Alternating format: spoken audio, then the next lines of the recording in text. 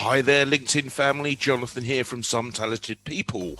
And today's little post is about a book I read called The Chimp Paradox. Now, I think like a lot of men, I was definitely in the habit of ignoring things that were emotionally painful or distressing until such a point as I had a complete breakdown. And this is a habit which occurs with many people because I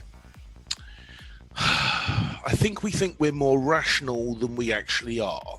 So the Chimp Paradox is a book about human behavior and motivation, and it basically makes this metaphoric analogy. So what it says is that you have if you're a neuroscientist, you'll know there's the reptilian brain, and there's all different levels of brain that have developed over the evolution of humans. But essentially, our emotional core, so the amygdala part of the brain, is more ancient and more powerful than our relatively new prefrontal cortex. And it gives the example that the emotional brain is a chimpanzee and the cognitive decision-making brain is a human. And anyone that knows anything about chimps knows they can rip your arms or head off quite easily. They're super, super strong. And so the analogy here is to say, yeah, my emotional core can easily run away with itself, can easily create internal dialogue, internal feelings, which are at best unpleasant and can lead to all sorts of behaviors that would not normally occur if you're able to engage your prefrontal cortex. Now, I've given a talk before about making sure the brain is fed because of the number of errors we make. And in this particular book, so I very much recommend you read it because I can only relay a small amount of the information.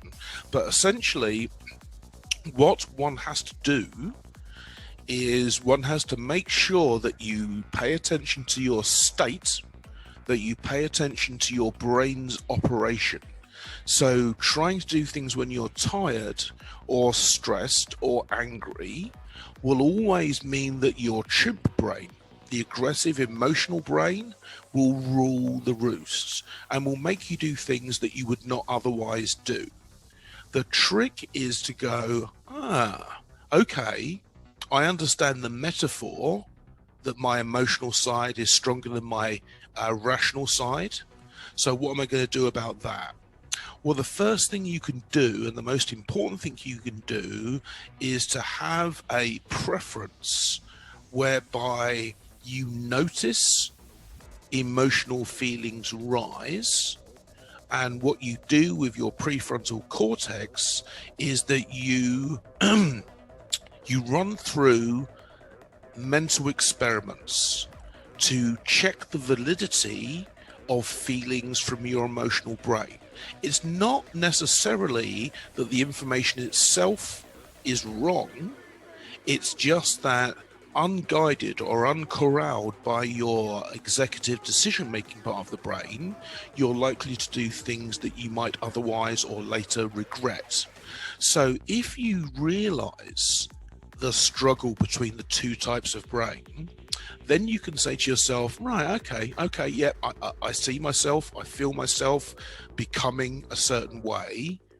Let me run some internal thought experiments. What does this really mean? How could I approach this task differently? What would happen if? Let me see if there's a different way of approaching this subject. Let me see if I can come up with a more refined solution to my problem.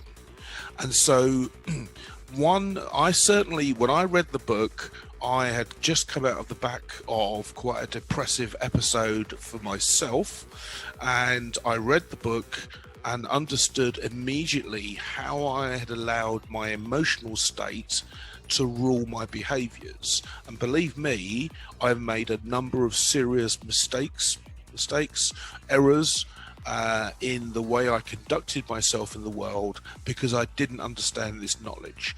I'll put a cover shot of the book on the end. I very much recommend you read it. I haven't found a TED talk for this guy, but I'm sure one will exist. So seek out the book. Have a nice day, and I will see you again another day. Cheers. Bye.